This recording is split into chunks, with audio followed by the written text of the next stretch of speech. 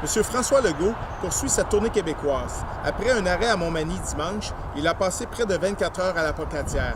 Il y a rencontré des citoyens, des gens d'affaires, des militants et le maire de Ville-la-Pocatière, M. Sylvain Hudon. On a eu une bonne discussion, entre autres, sur l'économie. On a un gouvernement qui dit qu'il a créé des emplois, mais il oublie de dire que les seuls emplois qui ont été créés, c'est à Montréal. Donc, il ne s'est pas créé d'emplois dans le Bas-Saint-Laurent dans les 3 dernières années. Il faut y travailler et puis il faut être capable de le faire avec les gens du milieu, mais avoir aussi un gouvernement du Québec et Investissement Québec qui travaille beaucoup plus fort pour attirer, par exemple, dans le parc de l'innovation ici à la Pocatière, des emplois, des usines, des entreprises qui vont ramener les jeunes ou garder les jeunes dans la région.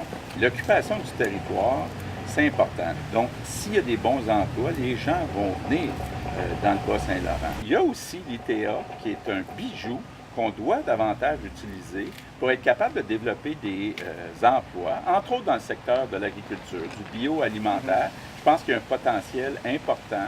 Il faut que l'ITA, le Cégep, les entrepreneurs, le ministère de l'Économie travaillent ensemble pour aider à développer des nouveaux produits. Il faut qu'on soit capable de mettre des fonds régionaux aussi pour aider nos entrepreneurs qui ont des projets. Donc, vraiment, là, ici, on a un gouvernement qui dit qu'il a créé des emplois, mais il oublie de dire que les seuls emplois qui ont été créés, c'est à Montréal.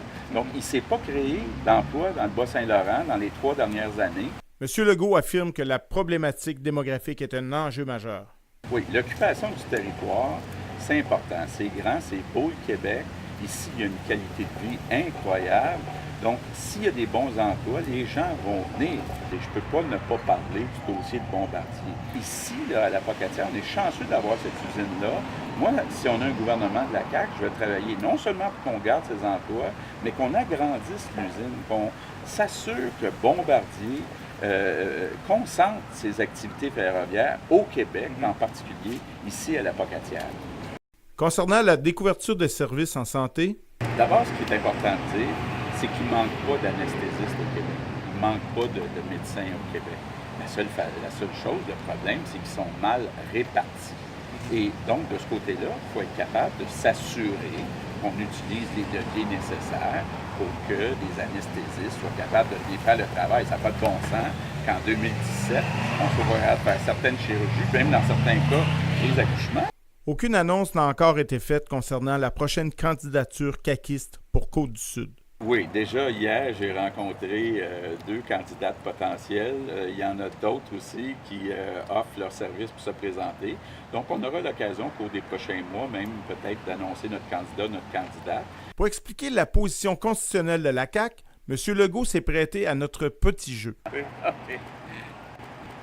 Bien, écoutez, la CAQ, là, c'est le Québec d'abord, mais à l'intérieur du Canada. Suite à cette tournée de consultation régionale visant à enrichir son programme et encouragé par le sondage de juin dernier qui place la coalition Avenir Québec premier dans les intentions de vote, est-ce que le fruit ne serait pas en train de mûrir pour l'équipe de François Legault?